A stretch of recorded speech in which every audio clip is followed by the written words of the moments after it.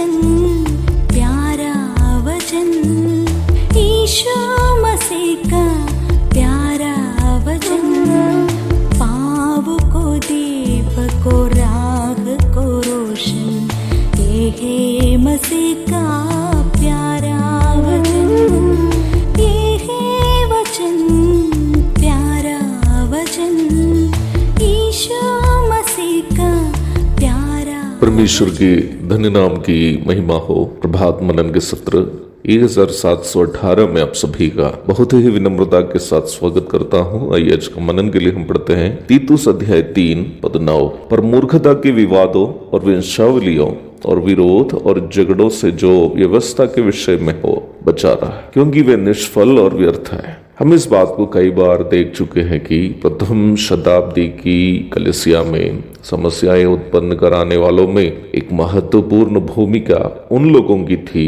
जो यहूदी संप्रभुतावाद के समर्थक थे।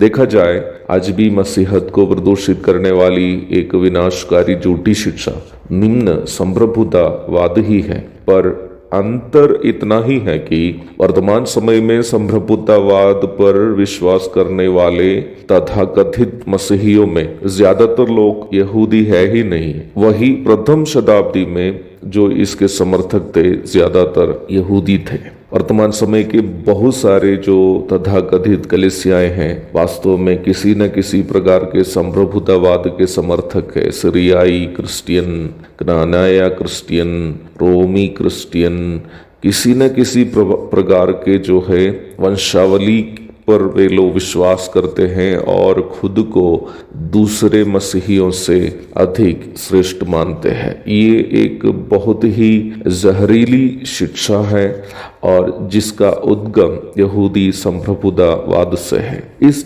जहरीली शिक्षा का भारत में एक दूसरा रूप भी है, वो है ब्राह्मणवाद या जातिवाद। परमेश्वर के स्वरूप एवं समानता में सृष्टि किया गया मनुष्य को वंशीयवाद की झूठी कहानियों के आधार पर हीन समझना और उसके माध्यम से अपने आप को स्वयं श्रेष्ठ समझने की सबसे घिनौनी मानसिकता को हम ब्राह्मणवाद कह सकते हैं। कोई ब्राह्मण होने के कारण उनसे नफरत करना भी एक गलत मानसिकता है। प्रारंभ में पढ़ी गई पद में यहूदी संप्रभुतावाद पर आधारित मूर्खता के विवादों और वंशावलियों और न्याय व्यवस्था पर दिए गए अनुष्ठानों को कलीसिया में लागू करने के लिए किए जाने वाले झगड़े रगड़े आदि से बचे रहने के लिए पौलुस तीतुस को आज्ञा दे रहा है। क्योंकि ऐसी बातें निष्फल और व्यर्थ है, ना ही किसी को उससे लाभ है, ना अपने आप में उसमें कुछ महत्व है। फिर हमें क्या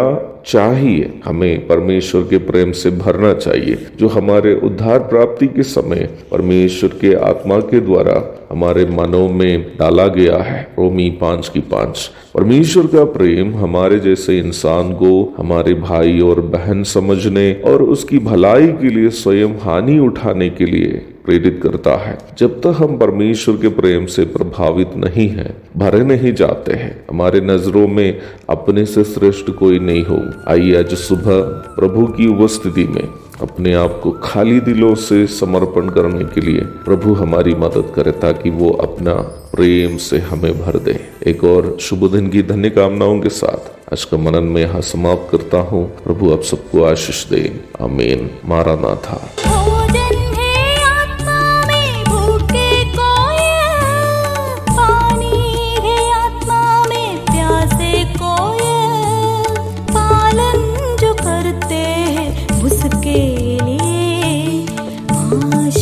पाने का साधन है ये है वचन, प्यारा वचन, ईशो